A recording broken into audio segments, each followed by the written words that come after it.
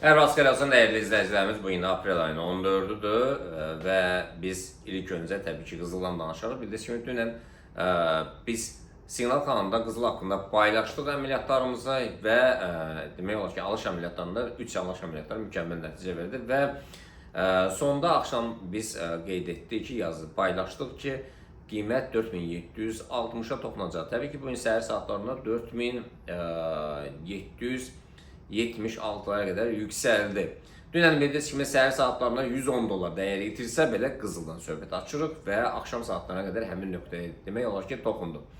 Bugün səhər saatlarında 4777-lərdən alış əməliyyatlarını gözləyir. Amma alış əməliyyatları açılmadı. Satış əməliyyatları 4760-lardandır və hədəf 4725-lərə qədər.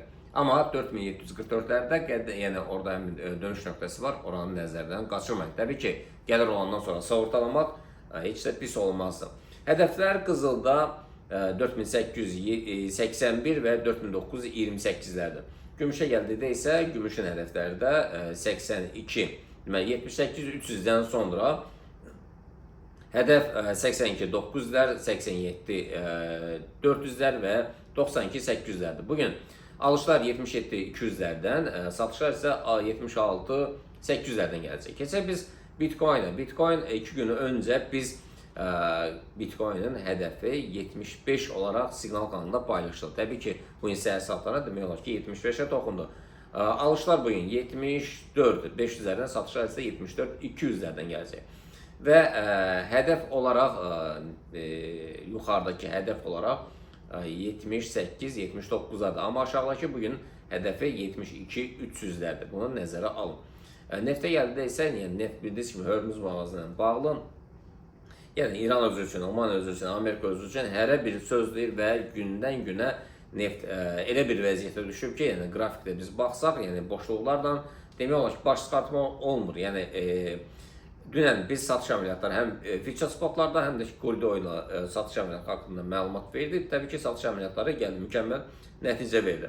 Bugün future spotlarda alışlar 101-lərdən, satışlar isə 98-90'lardan gələcək.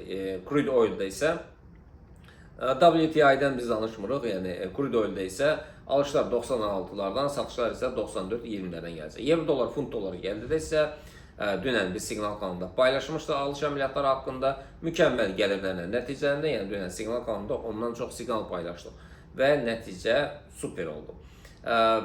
Təbii ki, yeganə olaraq qızıldakı satış əməliyyatları 5 dollarlıq bir gəlir verdi. Təbii ki, stop loss'a toxunmadı.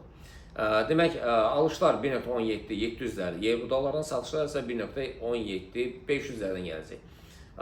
Funtumla olan rəqabətində alışlar 1.35-250'lər, satışlar isə 1.35'lərdir. Təbii ki, bu bizim fikrimizdir, qərar sizin özünüzdür. Nasdaq S&P Dow Jones DX'ə gəldidə isə bunlar hələ ki yuxarı doğru istiqamətə davam edir. Təbii ki, korreksiyalar olacaq.